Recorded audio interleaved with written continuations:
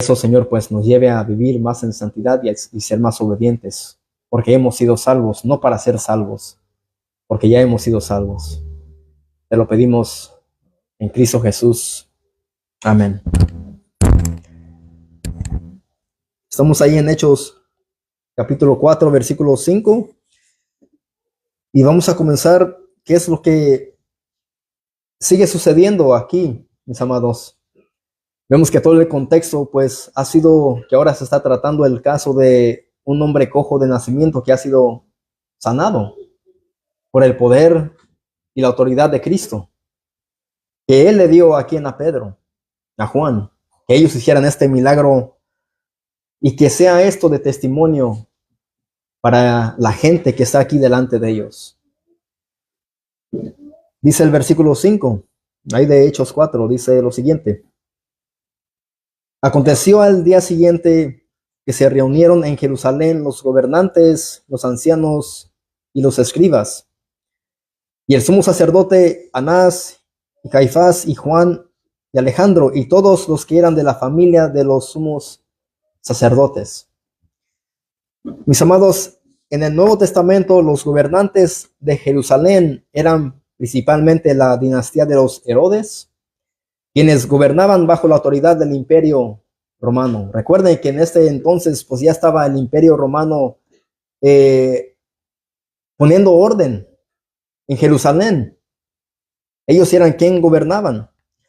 Y la autoridad religiosa del Sanedrín, liderado por el sumo sacerdote y los escribas. Esos eran los gobernantes en los tiempos pues de Pedro y los apóstoles. Ahí estaban ellos, se reunieron en Jerusalén. Dice el versículo 7, y poniéndoles en medio, les preguntaron, ¿con qué potestad o en qué nombre habéis hecho vosotros esto? Mis hermanos, primeramente notemos que Pedro y Juan no estaban en medio de cualquier gente. Dice ahí, y poniéndoles en medio. Me imagino que ellos estaban rodeados de una multitud, de los gobernantes, de los sacerdotes, de todos ellos. El Sanedrín era el tribunal supremo en el consejo legislativo de los judíos durante el periodo del Segundo Templo, compuesto por 71 miembros o más, ya que algunas fuentes mencionan 72 miembros del Sanedrín. Esta asamblea estaba formada por sacerdotes, escribas y ancianos, y se encargaba de asuntos religiosos y civiles, administrando justicia según la ley judía. El Sanedrín tenía poder judicial significativo, pero debido a la ocupación romana no podía el Sanedrín ejecutar la pena de muerte. Ellos no podían decidir quién iba a merecer la pena de muerte o a quién iban a poner por muerte, lo que los llevó a procesar a Jesús y luego llevarlo ante Poncio Pilato para su sentencia de muerte. Recuerden que los sacerdotes enviaron a soldados, a unas personas que fueran a arrestar a Jesús, pero ellos no tenían la autoridad para darle muerte a Jesús o a nadie más, y por ende tuvieron que llevar a Jesús ante quién, ante Poncio Pilato. Así que ellos eran quienes gobernaban, pero no tenían la autoridad para practicar la sentencia de muerte a ningún ser humano. Así que imagínense en todo esto, Juan y Pedro en medio de todas esas personas, en medio de ellos, rodeados de hombres con autoridad, hombres de poder. No eran cualquier personas, eran personas importantes. Así que dice, y poniéndolos en medio, les preguntaron, ¿con qué potestad o en qué nombre habéis hecho vosotros esto? ¿Haber hecho qué? Sanado al hombre cojo de nacimiento. Pero mis hermanos, ¿ustedes no creen que ellos ya sabían la respuesta a su pregunta? Por supuesto que sí, ellos ya sabían. Porque todo esto alborotó al pueblo, a Jerusalén. Y me imagino que todo esto llegó a los oídos de los gobernantes, de los sacerdotes, de todos ellos.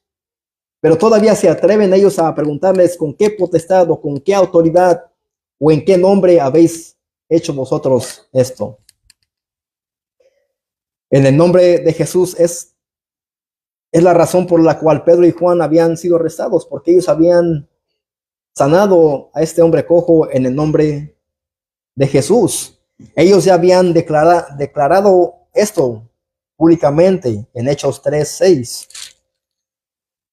Hechos 3:6, donde Pedro le dijo al cojo, mas Pedro dijo, no tengo plata ni oro, pero lo que tengo te doy en el nombre de ¿quién? De Jesucristo de Nazaret, levántate y anda. Ahí vemos que él ya había publicado esto abiertamente ante esta gente, mirando que en el nombre de Jesús, Cristo mismo le dio la autoridad a Pedro para que él pudiese sanar a este hombre cojo.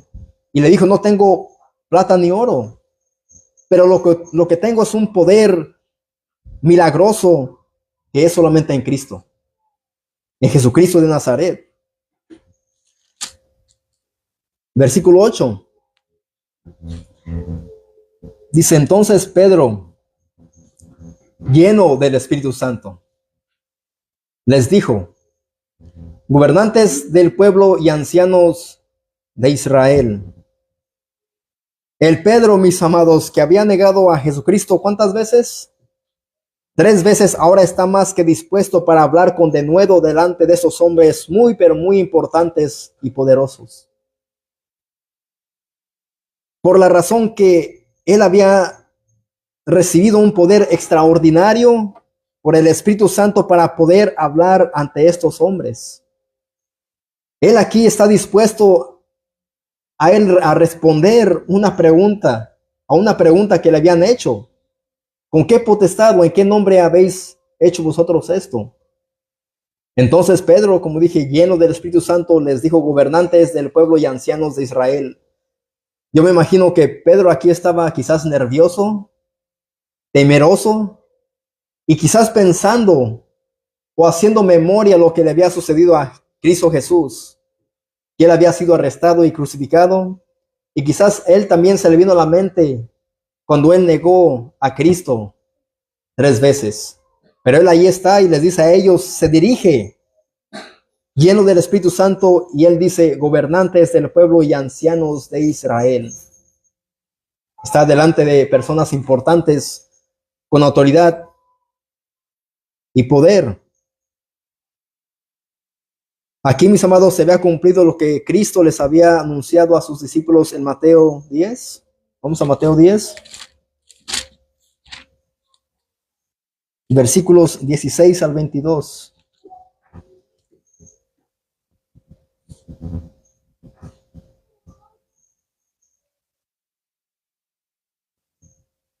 Mateo 10, versículo 16 al 22. Cristo aquí les está hablando sobre las persecuciones venideras. Él les está advirtiendo de que por ellos ser seguidores de él, pues les iban a venir ¿qué? Éxito, que fueran ellos alabados, bien vistos. Dice persecuciones venideras. Dice el versículo 16. He aquí, yo os envío como a ovejas en medio de lobos. Cristo dice, vendrán los días en cuando ustedes sean enviados como ovejas en medio de lobos. Y por causa de mi nombre yo los voy a enviar a ustedes. Los enviaré al momento de que de predicar mi evangelio. Sed pues prudentes como serpientes y sencillos como palomas. Y después él les advierte en el versículo 17, dice, y guardaos de los hombres. Guardaos de los hombres, porque os entregarán a los concilios y a sus sinagogas os azotarán. Miren lo que dice Hechos 4, 1 al 2. Hablando ellos al pueblo, vinieron sobre ellos los sacerdotes con el jefe de la guardia del templo y los saduceos. ¿Se recuerdan eso? Resentidos de que enseñaban al pueblo y anunciasen en Jesús la resurrección de entre los muertos. Ahí vemos quiénes fueron a arrestar a Pedro y a Juan. Ahí dice que ellos habían venido, los sacerdotes con el jefe de la guardia y los saduceos. Y ahí se cumple donde Cristo dice esto, en Mateo 10:17, y guardaos de los hombres. Cristo ahí está profetizando de que estos hombres vendrían sobre ellos para arrestarlos y para llevarlos a los concilios y a las sinagogas, donde ahí mismo serían que azotados. Versículo 18. Y aún ante gobernadores y reyes seréis llevados por causa de mí, para testimonio a ellos y a los gentiles. Ahí vemos que ahí en Hechos está sucediendo lo que Cristo había anunciado, lo que él les había advertido, profetizado, que esos días iban a venir, y ciertamente esos días ya habían llegado. Versículo 19 dice: mas cuando os entreguen, no os preocupéis por cómo o qué hablaréis, porque en aquella hora os será dado lo que habéis de hablar. Y recuerde que Pedro se levanta y está lleno de ¿qué? Del Espíritu Santo. Y él dice, él se dirige a los gobernantes y a los ancianos de Israel, porque él ya estaba lleno del Espíritu Santo, poder y autoridad. Quizás con temor en su humanidad, él quizás sentía nervios antes de él comenzar a hablar. Eso sucede cuando nosotros vamos a evangelizar, ¿sí o no, hermano? Antes de comenzar nos dan nervios, sentimos como mariposas en el estómago, nos tiemblan los pies y las manos sudadas, y a mí me da por toser, como que se me reseca la garganta. Es algo que sucede. Yo me imagino que Pedro pues también estaba sintiendo lo mismo. Dice el versículo 20 ahí de Mateo 10, porque no sois vosotros los que habláis, sino el Espíritu de vuestro Padre que habla en nosotros. El hermano entregará a la muerte al hermano y el padre al hijo, y los hijos se levantarán contra los padres y los harán morir. Y seréis aborrecidos de todos por causa de mi nombre, mas el que persevere hasta el fin, este será salvo. Ahí vemos que Cristo pues ciertamente les anunció, les advirtió a sus discípulos de que esos días iban a venir. Y ahora Pedro y Juan estaban experimentando estos días, estaban viviendo lo que Cristo les había anunciado, que iban a estar ante gobernantes y que iban a ser llevados ante los concilios y iban a ser azotados en las sinagogas. Regresamos ahí a Hechos 4, versículo 8 y 9 y 10.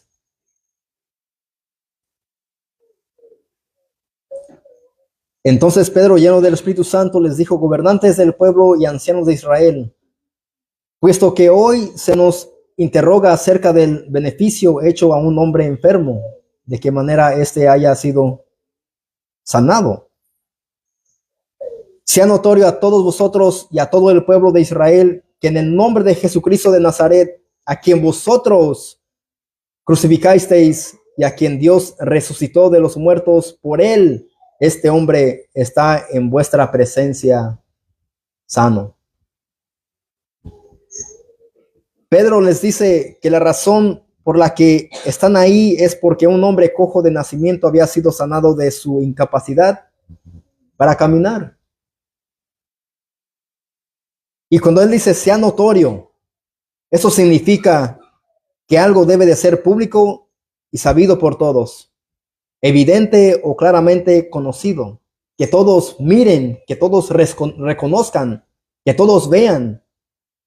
Se usa para enfatizar que algo no es un secreto o debe de ser reconocido, demostrado o anunciado por su evidencia, sea notorio, que todos sepan. Pedro les dice que fue en el nombre de Jesucristo a quien ellos crucificaron y predicó sin vergüenza la realidad acerca de la resurrección de Cristo, la cual le dio el poder y la autoridad para hacer el milagro en la vida del cojo. Y el cojo por Cristo es que él ahí está todavía con los apóstoles. El cojo, recuerden, todavía está ahí con Pedro y Juan. Está ahí con ellos y quizás están los tres en medio de los gobernantes, de los sumos sacerdotes, de todos ellos. Ahí están ellos en medio. 72 personas o más. Todos ellos, los tres, rodeados de esos hombres con autoridad, con poder, que detestan el nombre de Jesús. Recuerden eso. Cristo en vida fue despreciado, odiado, y aún después de muerto también ellos despreciaban ese nombre. Y aquí Pedro se atreve a decir lo siguiente. Dice, sea notorio a todos vosotros y a todo el pueblo de Israel, que en el nombre de Jesucristo de Nazaret, a quien vosotros crucificasteis y a quien Dios resucitó de los muertos, por él este hombre está en vuestra presencia sano. Allí está el cojo con ellos. Y Pedro no se avergonzó de predicar de Cristo. Es como que Pedro les dice, él es la evidencia tan clara. Y es como que Pedro les dice, no necesitan más prueba que esta para demostrar que Cristo, siendo Dios mismo, tiene el poder y la autoridad para hacer todo esto y más. Cristo mismo, en su nombre, es que este hombre cojo de nacimiento fue sanado. Y él está aquí. Quizás ellos lo miraron mientras él iba creciendo, mientras él fue niño y lo miraron toda su vida, que no podía caminar, pero ahora, milagrosamente, por el poder de Dios, este cojo ahora está de pie. Y es como que él le dice, no, ¿para qué necesitan más evidencia? Esto, dice Pedro, sea notorio a ustedes. Que esté claro que fue en el nombre de Jesús, de Jesucristo de Nazaret, por el cual este hombre fue sano. Mis hermanos, ¿acaso se necesita más evidencia para los incrédulos cuando una persona ha sido salva por el poder de Dios? Si ven que esa persona ha dejado la pésima vida que él antes vivía, ¿cuál más evidencia necesita un incrédulo? Cuando nosotros fuimos salvos y Dios nos rescató y nos libró de una vida vana, una vida de pecado, y todavía nuestros familiares pues decían, mira, dejaste nuestra religión por otra religión, pero mis amados, ellos han visto fruto en nosotros. Ellos han visto que hemos cambiado, que ya no hablamos como antes, pero ellos pues no entienden, ellos quieren más evidencia o a veces piden algo más para poder creer que fue el poder de Dios quien nos salvó y quien nos cambió. Es como estos hombres, ellos quieren más evidencia. Ellos están mirando lo que Dios hizo a través de su poder, pero todavía se atreven a preguntarles, ¿con qué potestad o en qué nombre habéis hecho vosotros esto? Y Pedro dice, en el nombre de Jesucristo. Y nosotros hemos sido salvos por Cristo. Dios es quien hizo la obra en este hombre cojo y Dios es quien hizo la obra en nosotros. Pero los incrédulos de afuera piden más evidencia para poder decir, ¿cómo es que tú cambiaste? ¿Qué fue lo que hiciste? No hice nada. Fue el poder de Dios. Es que creí en Cristo por fe.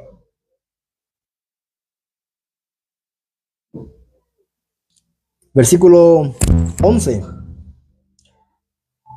Sigue diciendo ahí Pedro, este Jesús es la piedra reprobada por vosotros los edificadores, la cual ha venido a ser cabeza del ángulo. Pedro ahora está recitando el Salmos 118, versículo 22. No vamos a ir ahí. Él lo recita porque ellos, siendo judíos, siendo de la nación de Israel, ellos, me imagino que ya conocían el Antiguo Testamento y él tiene que recitarles lo que dice el Antiguo Testamento para llevarlos, para poder entender. Este es el mismo versículo que Jesús usó cuando confrontó al pueblo de Jerusalén por haberlo rechazado. Cristo también recitó este salmos. Vamos a Lucas 20.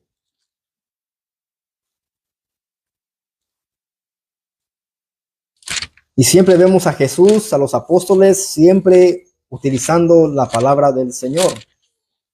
Ellos nunca se basaban a sus ideas o pensamientos para defender su fe, sino que, mis amados, la fe nuestra siempre se ha defendido y se va a defender mediante la palabra de Dios. Si no conocemos la palabra de Dios, no conocemos el Evangelio en su totalidad, a Cristo, no podremos nosotros defender lo que nosotros creemos. Eso se llama apologética. Lucas 20, versículos 9 al 20. Cuando Cristo está hablando aquí sobre los labradores malvados, dice el versículo 9 ahí de Lucas 20. Comenzó luego a decir al pueblo esta parábola. Un hombre plantó una viña, la arrendó a labradores y se ausentó por mucho tiempo. Así que aquí vemos a un hombre que plantó una viña y se las dejó encargadas a unos labradores y él se fue por mucho tiempo. Y a su tiempo envió un siervo a los labradores para que le diesen del fruto de la viña, pero los labradores le golpearon y le enviaron con las manos vacías. Aquí vemos que este hombre que plantó la viña, pues después con el tiempo les envió a un siervo para ver si los labradores le iban a dar, pues digamos, fruto de la viña, pero aquí vemos que ellos hicieron lo opuesto. Los labradores le golpearon y lo enviaron con las manos vacías. Versículo 11 dice, volvió a enviar a otro siervo, mas ellos a este también, golpeado y afrentado, le enviaron con las manos vacías. Aquí el hombre que había plantado la viña, mis amados, había enviado a otro siervo y sucedió lo mismo. Los labradores también lo golpearon y lo enviaron con las manos vacías. Versículo 12. Volvió a enviar a un tercer siervo, mas ellos también a este echaron fuera herido. Aquí vemos 3 casos que el hombre que plantó una viña, pues él dejó su viña y se la dejó encargada a labradores y él se fue por un tiempo, pero les envió a 3 siervos y sucedió lo mismo. Los 3 siervos fueron maltratados, golpeados y fueron enviados con sus manos vacías, porque el hombre que había plantado la viña esperaba fruto de la viña. Mis amados, el hombre que había plantado la viña era Dios. La viña era un símbolo de la nación de Israel y los labradores representan al pueblo de Israel, en particular sus líderes religiosos. Los siervos que habían sido enviados y maltratados por los labradores representan a los profetas del Antiguo Testamento que fueron enviados por Dios, pero que Israel rechazó e incluso mató. Esto es lo que representa esto. Versículo 13 y el 14. Entonces el señor de la viña dijo, ¿qué haré? Así que él miró que 3 siervos que él envió, pues fueron maltratados y los labradores los enviaron de regreso con manos vacías. Y aquí el hombre dice, ¿qué haré? Dice él, enviaré a mi hijo amado. Quizás cuando le vean a él, le tendrán respeto. Mas los labradores al verle, discutían entre sí diciendo, este es el heredero, venid, matémosle para que la heredad sea nuestra. ¿Ustedes quién creen que representa el hijo de este hombre? El hijo amado del dueño de la viña representa a Jesús. Los líderes religiosos lo habían rechazado de manera vigorosa y definitiva como Mesías y heredero al trono del rey David. Versículo 15. Y le echaron fuera de la viña y le mataron. ¿Qué pues les hará el Señor de la viña? En sus mentes, en sus corazones malvados y depravados, en el versículo 14 dice, este es el heredero, venid, matémosle. En ellos ya estaba, mis amados, el deseo de matar al hijo amado de este hombre que él había enviado. Y después en el versículo 15 dice que lo habían matado. Habían matado al hijo del dueño de la viña. Ellos decidieron pues matarlo, y por esta razón Pedro les sigue diciendo a esas personas, ustedes han entregado, rechazado, matado a este Jesús en Hechos. Una y otra vez Pedro les dice a los judíos, a este Jesús a quienes ustedes habían negado, rechazado, entregado, ustedes fueron quienes crucificaron a este Jesús de Nazaret. Y Cristo, mis amados, pues a eso se refiere. Miren ahí lo que dice Hechos 4. Versículo 11. Este Jesús es la piedra reprobada por vosotros los edificadores, la cual ha venido a ser cabeza del ángulo. Aquí Pedro les dice que ellos habían rechazado a este Jesús. Ellos habían negado, entregado, crucificado, puesto a muerte. ¿A quién? A la piedra reprobada por ellos, los edificadores. Pero en Lucas 20, versículo 16, dice, vendrá y destruirá a estos labradores y dará su viña a otros. Después de que ellos decidieron darle muerte al hijo del hombre, del dueño de la viña, dice que él los iba a destruir, que este hombre iba a traer muerte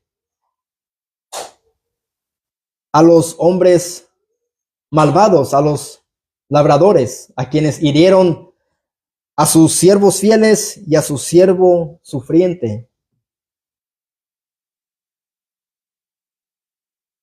El dueño Dios los iba a destruir con su ira, iba a dar su viña a otros. Hermanos, esta es la anticipación de la incorporación de los gentiles al plan de Dios como el nuevo pueblo del pacto, que es la iglesia. Cuando dice ahí, versículo 16, vendrá y destruirá a estos labradores y dará su viña a otros. A eso se refiere, que Dios iba a hacer otro pacto. ¿Con quiénes? Con los gentiles, con la iglesia, porque ellos habían rechazado a Jesucristo. Ahí esa parábola pues representa lo que los hombres religiosos hicieron con Cristo, que ellos lo rechazaron, lo arrestaron y quisieron verlo muerto en una cruz. Mis amados, este es uno de los grandes temas del siguiente libro después del Evangelio de Lucas, que es el libro de los Hechos. Ellos están hablando de cómo es que Dios obra ahora en los gentiles. Primeramente, los apóstoles fueron y predicaron a quienes, a los judíos, pero después Dios salvó por su gracia a un hombre depravado, malvado, que odiaba a los cristianos, y lo hacía diciendo que era el celo del Señor. Arrastraba a hombres y a mujeres de sus casas y quería acabar con los del camino. Como dice el hermano Carlos, Saulo de Tarso. Él fue el apóstol de los gentiles.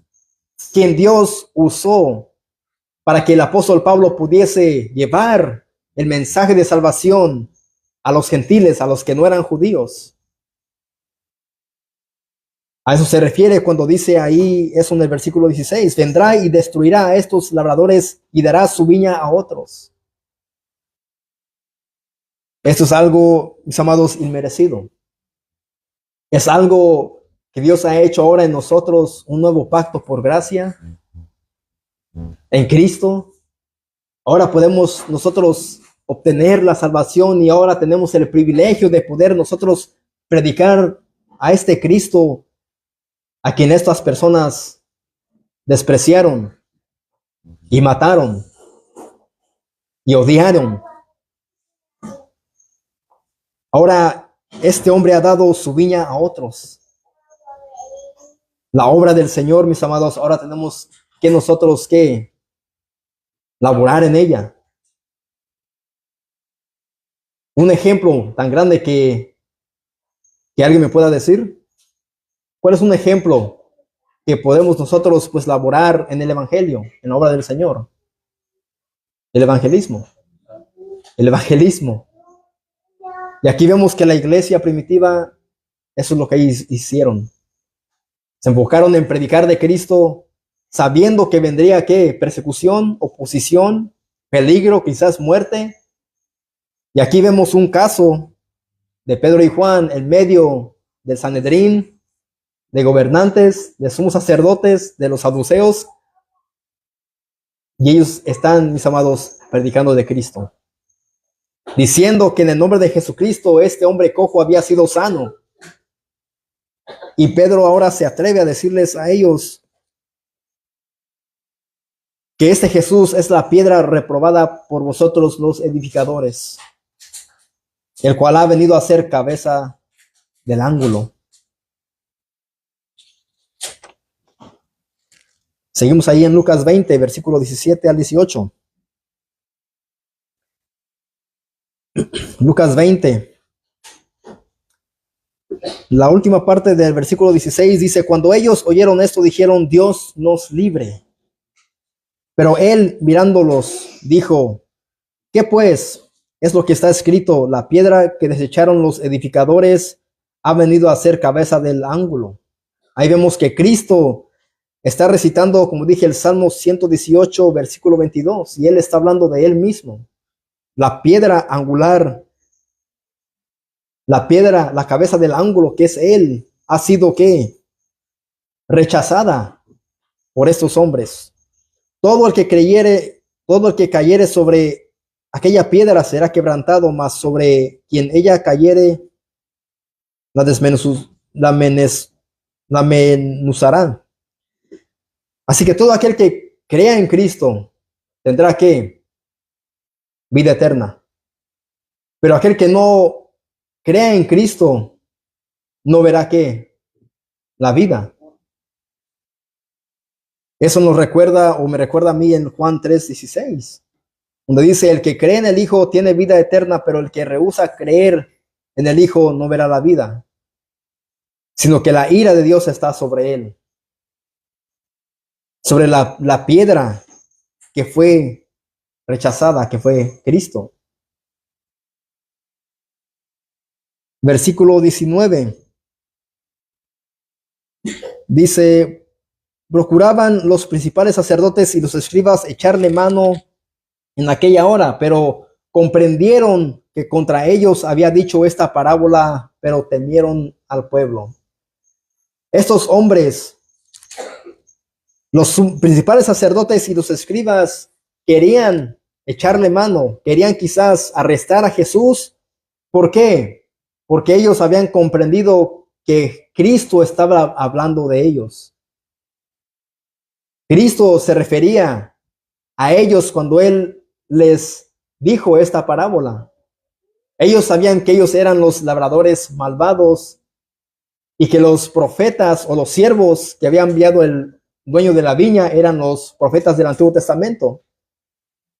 Y el hijo que el hombre había enviado era Cristo. Así que ellos habían comprendido claramente esta parábola pero no se atrevieron a echarle mano o a arrestarlo porque ellos habían temido al pueblo.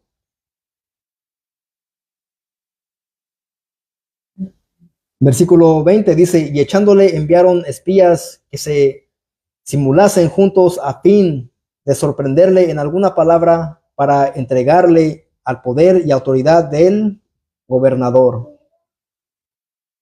Aquí vemos que Cristo está refiriéndose a estos hombres malvados, que en sus corazones, sus intenciones siempre fueron que el mal sobre Cristo. Y Pedro está hablando sobre Cristo mismo. Él está hablándoles a los judíos, a los gobernantes, a los de Sanedrín, a los sumos sacerdotes. Ellos siguen siendo los labradores malvados que aborrecen el nombre de Cristo Jesús. Y ahora están haciendo lo mismo con Pedro y Juan. Los habían arrestado porque ellos estaban haciendo milagros en el nombre de Jesucristo y estaban predicando del Cristo crucificado.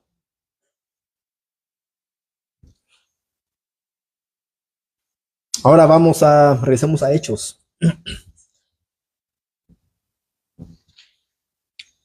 Estamos en el versículo 11 y el versículo 12.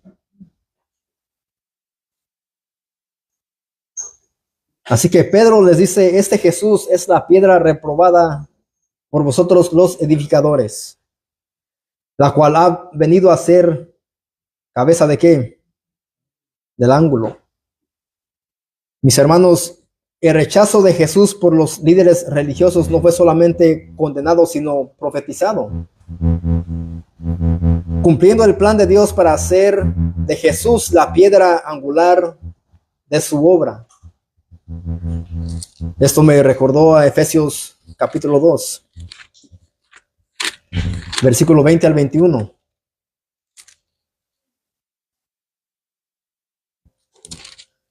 Efesios 2, versículo 20 al 21 dice, edificaos sobre el fundamento de los apóstoles y profetas, siendo la principal piedra del ángulo Jesucristo mismo.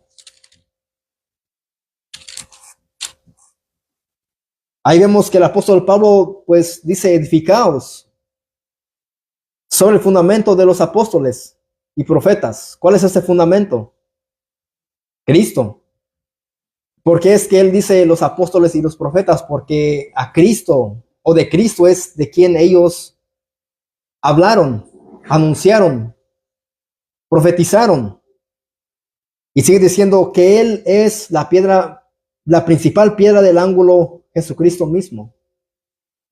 La piedra que había sido rechazada. La principal piedra. En quien todo el edificio bien coordinado va creciendo para ser un templo santo en el Señor.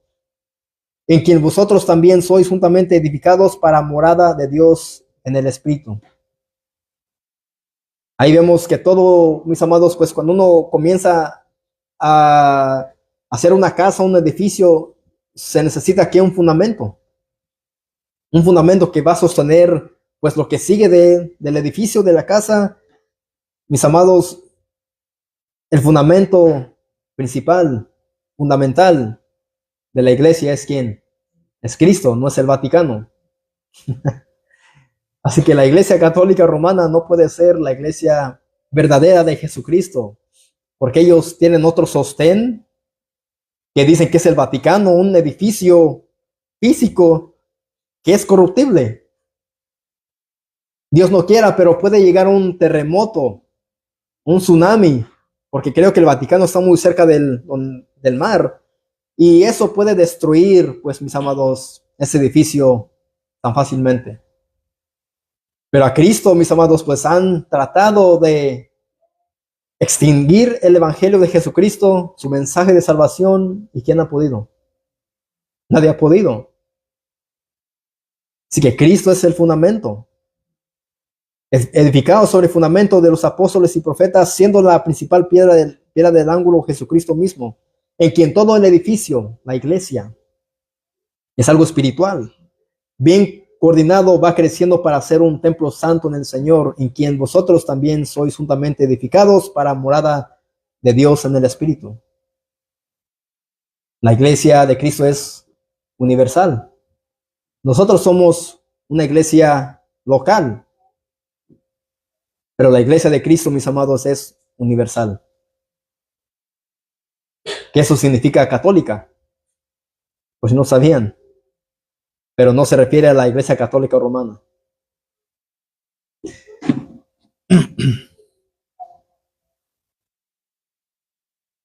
Ahora vamos a Hechos 4, versículo 12. Pedro aquí sigue diciendo, recuerden que él está en medio de todas esas personas lleno del Espíritu Santo. Y como dije, quizás con temor, con miedo, al saber que estas personas pues pueden llevarlo a muerte, él sigue, mis amados, anunciando de Cristo, anunciando, diciendo una y otra vez que en el nombre de Jesucristo este cojo había sanado. Y ahora dice en el versículo 12 ahí de Hechos 4, y en ningún otro hay salvación, porque no hay otro nombre bajo el cielo dado a los hombres en quien podamos ser salvos. Este versículo, muchos cristianos se lo conocen, pero a veces olvidamos el contexto. Miren cuántas veces aquí el apóstol Pedro ha dicho Jesucristo, Cristo, delante de hombres rabiosos que sienten rabia por el nombre de Jesucristo. Él se atreve por el poder del Espíritu Santo a decir ahora, y en ningún otro hay salvación. Es lo que él dice. Para concluir, él dice esto como una afirmación del cristianismo, que en ningún otro hay salvación. Nosotros como cristianos, mis amados, eso es lo que nosotros creemos y es un fundamento bíblico, que en ningún otro hay salvación. Es lo que anunciamos cuando salimos a evangelizar. En ningún otro hay salvación. Eso es un versículo que es útil para evangelizar.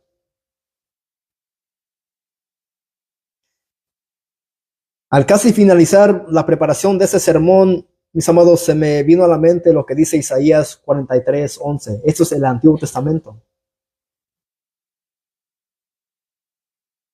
Isaías 43, 11 dice, yo Jehová, y fuera de mí no hay quien salve. Y si en Cristo, si Pedro dice que en Cristo solamente hay salvación, y Jehová dice que solamente Él salva, mis amados, aquí podemos ver que Cristo es mismo Dios. Si Dios lo dice en el Antiguo Testamento, dice que fuera de Él no hay quien salve, y Pedro dice, y en ningún otro hay salvación. Mis amados, esto es claramente mirando que Dios, que Cristo es Dios mismo. Así que fuera de Cristo no hay salvación. No hay nadie más que salve. Aquí Pedro, inspirado por el Espíritu Santo, dice que en la tierra nunca ha habido un nombre dado a los hombres en quien el pecador pueda ser salvo. Ningún otro nombre. Y Pedro aclara que solo un nombre se le dio a un hombre perfecto, Dios encarnado, a Cristo, en quien el pecador puede ser salvo. Y Cristo fue 100% hombre. Él anduvo en esta tierra. Él anduvo bajo el cielo caminando. Y solamente en el nombre de Jesucristo hay salvación. Solamente en Cristo hay salvación. ¿Se imaginan? Ahora Pedro no solamente dice que en el nombre de Jesucristo este cojo había sido salvo, sino que ahora solamente en Cristo hay salvación. Y los judíos pensaban que eran por las obras. ¿Recuerdan la carta a los Gálatas? Cuando Pablo les dice, ¿por qué queréis regresar a los rudimentos de la ley? ¿Por qué quieren regresar ustedes a practicar la ley y añadir la ley, las obras de la ley a la gracia de Dios, a Cristo? No es posible. Solamente en Cristo. Y hoy podemos ver que muchos pastores, muchos cristianos que son latinoamericanos se están circuncidando. Quizás porque ellos menosprecian el sacrificio de Cristo en la cruz. Y ellos quieren ahora también circuncidarse, mis amados. Eso solamente era para los judíos, no es para los gentiles. Se puede hacer en un caso, pues, de emergencia de salud. Ha sucedido. Pero estos hombres, pues, quieren ahora ellos aparentar ser judíos. ¿Por qué hacer eso? Y Pedro aquí está diciendo, no solamente este cojo había sido sanado en el nombre de Jesús, sino que ahora dice, y en ningún otro hay salvación. Él ahora está hablando acerca de la salvación, porque no hay otro nombre bajo el cielo dado a los hombres en quien podamos ser salvos. Este mensaje se repite una y otra vez en el Nuevo Testamento. Jesús dijo lo siguiente en Juan 14:6, dice, nadie viene al Padre sino por mí. Nadie puede ir al Padre, nadie puede obtener, entrar hacia la vida eterna si no es a través de mí. Porque Cristo es, ¿qué? Camino, la verdad y la vida. Es lo que Él dice antes de decir esto. Nadie viene al Padre sino por mí.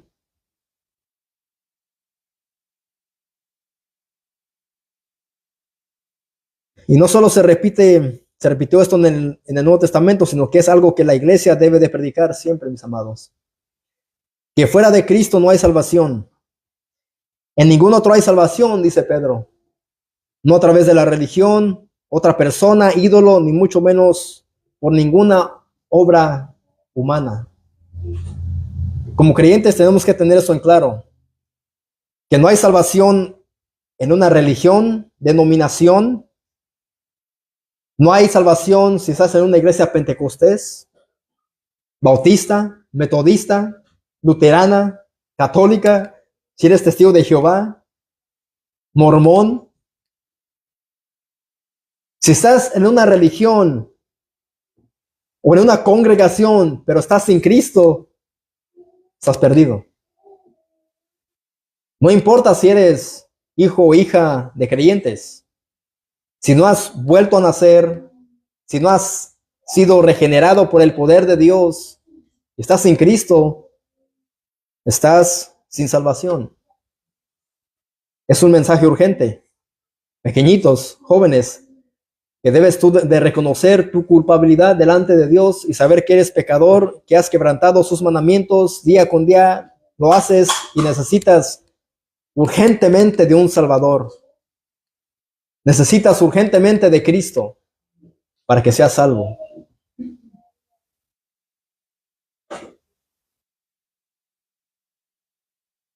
Ese mensaje es chocante para los incrédulos, mis amados, pero es un mensaje que no cae bien a los que nos escuchan cuando evangelizamos. ¿Por qué? Porque primeramente, como he dicho, presentamos la ley de Dios y la ley de Dios pues hace ver nuestro pecado. No se conoce el pecado sino a través solamente de la ley de Dios.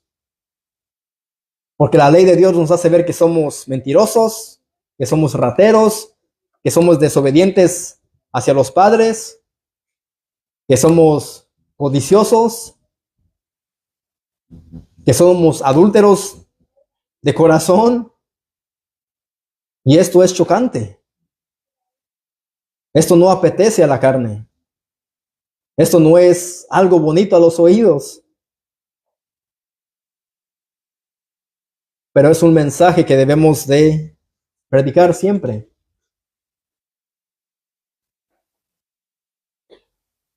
Cuando Pedro habla acerca de la salvación, lo hace referente a la sanidad hecha por Dios en la vida del hombre cojo. Este hombre cojo, pues miramos que después de que él fue sanado, alabó a Dios. Y yo creo que él fue salvo. Mis amados, al ser salvo, eso implica experimentar una sanidad espiritual plena y una restauración completa que es posible solamente en ¿quién? En Cristo. Es lo que nosotros hemos experimentado. Nosotros hemos sido sanados espiritualmente y salvos a la misma vez al momento de haber creído en Cristo, a quien se le ha dado toda potestad en el cielo y en la tierra. A Cristo se le ha dado toda autoridad para hacer lo que Él quiera, cuando Él quiera, con quien Él quiera. Mateo 28, versículo 18 al 20. Antes de que Él ascendiera al cielo, pues Él le deja un mandato a cumplir a sus discípulos.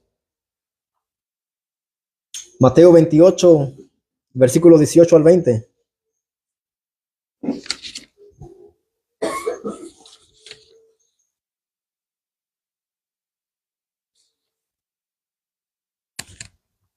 Jesús se acercó y les habló diciendo: toda potestad, toda autoridad me es dada en el cielo y en la tierra. Por tanto, id y haced discípulos a todas las naciones, bautizándolos en el nombre del Padre y del Hijo y del Espíritu Santo, enseñándoles que guarden todas las cosas que os he mandado, y he aquí yo estoy con vosotros todos los días hasta el fin del mundo. Amén.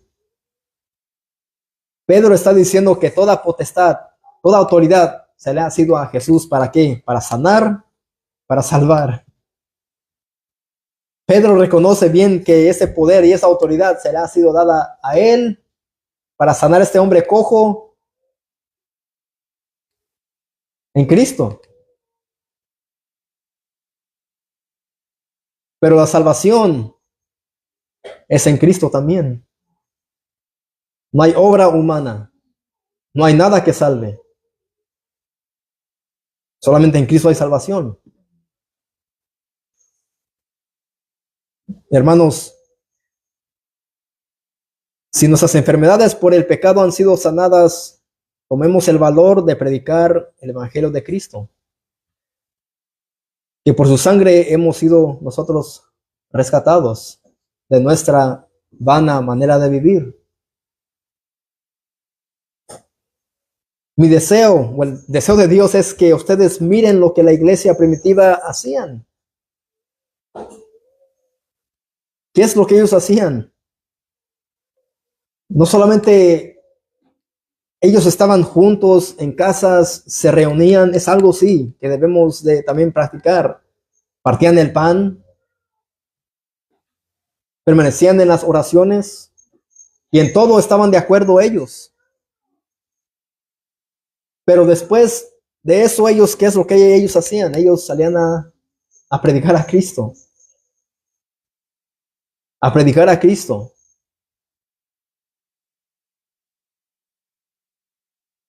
Y en este país se ven muchas iglesias cristianas, bautistas, metodistas, que quizás conocen el Evangelio, tienen las doctrinas esenciales. Hay reformados también que tienen mucha enseñanza, hombres, mujeres de Dios piadosos, pero no cumplen con la gran comisión.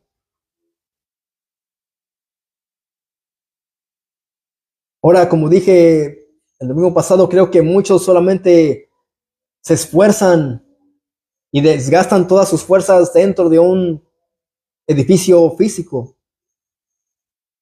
y se han olvidado de la gran comisión, de ir y hacer discípulos a todas las naciones. Y primeramente eso comienza con ¿qué? Con predicar el Evangelio. Primeramente tenemos que predicar el evangelio, predicar sobre el arrepentimiento, el pecado y Cristo. Y después a esos que han sido salvos, que han creído, pues debemos de discipularlos. Pero la iglesia, pero está muerta o no ha entendido lo que es el evangelio.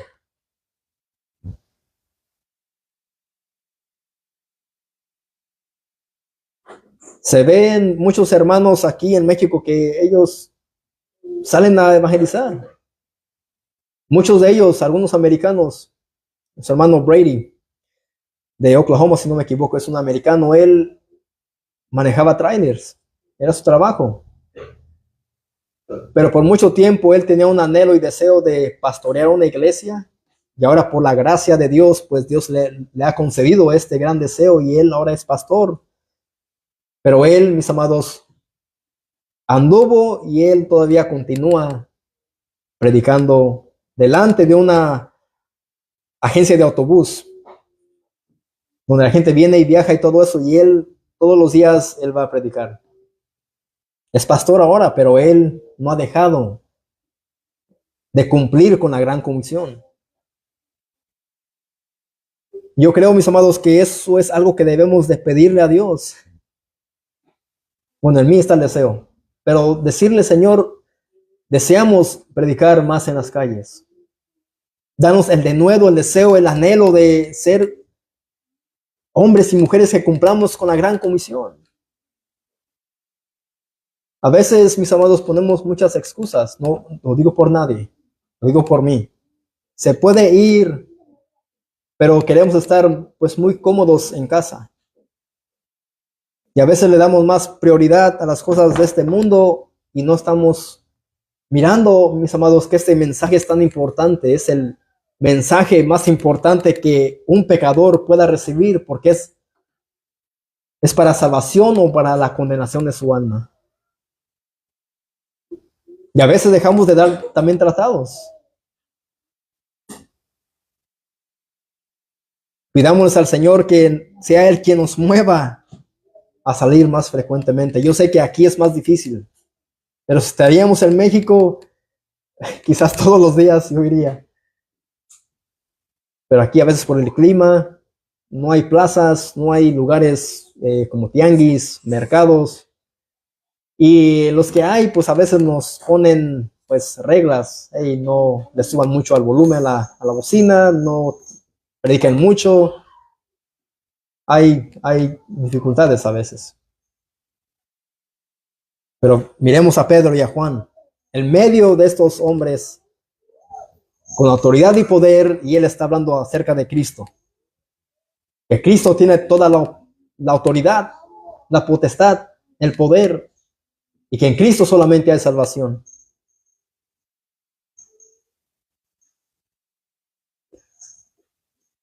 Así que, mis amados, no todos van a ser predicadores, maestros, evangelistas, no todos. Pidámosle al Señor que pues nos mande a más obreros, porque la mies es mucha. Y aquí hay pues pocos adultos. Pidámosle al Señor que mande más personas que nos ayuden. Pidámosle que nuestros hijos pues puedan crecer para que sean hombres que prediquen en las calles, que sean hombres de valor, que Dios los levante para su gloria. Y que los enseñemos a ellos a sufrir por Cristo. Que nos miren que pues que nos desgastamos por Cristo. Que miren ellos que hay un deseo y un anhelo ardiente por anunciar de Cristo. Que seamos diferentes a las otras iglesias. En otras iglesias, mis amados, hay mucho joven, pero no les están capacitando, discipulando, para que sean hombres poderosos de Dios que prediquen a Cristo. Miren a Timoteo, a Tito, a Esteban. Piensan que eran jóvenes, pastores jóvenes. Es lo que debemos nosotros de anhelar y pues orarle al Señor que haga de nuestros jovencitos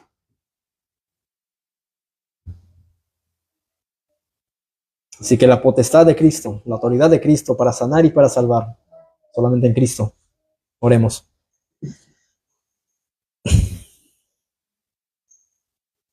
Padre, te damos las gracias, Señor. Señor, gracias por Cristo Jesús, Padre.